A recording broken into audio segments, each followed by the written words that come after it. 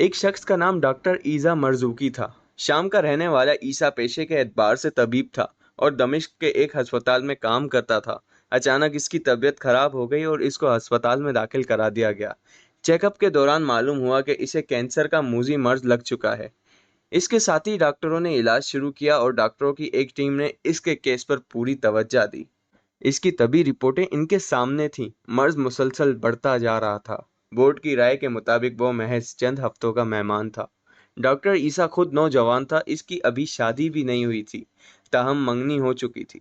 इसकी मंगेतर से लोगों ने कहा तुम्हें मंगनी तोड़ देनी चाहिए क्योंकि तुम्हारा होने वाला खाविंद कैंसर का मरीज है, मगर इसने सख्ती से इनकार कर दिया।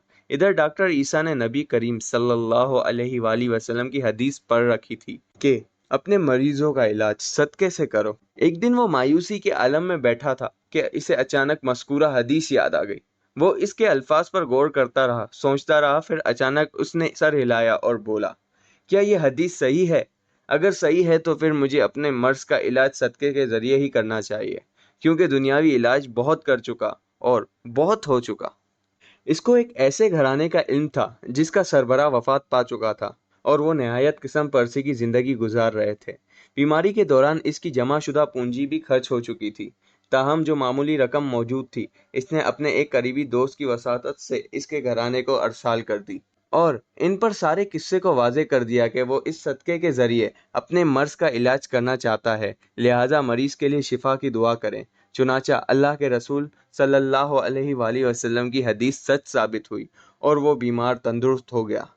एक दिन वो डॉक्टरों के बोर्ड के सामने दोबारा पेश हुआ। इसके इलाज पर मामूर डॉक्टर हैरान रह गए कि इसकी रिपोर्टें तो इसके मुकम्मल सेहत याबी का ऐलान कर रही थी। इसने बोर्ड को बताया कि मैंने रसूल अकरम सल्लल्लाहु अलैहि वसल्लम की हिदायत के मुताबिक इलाज किया है।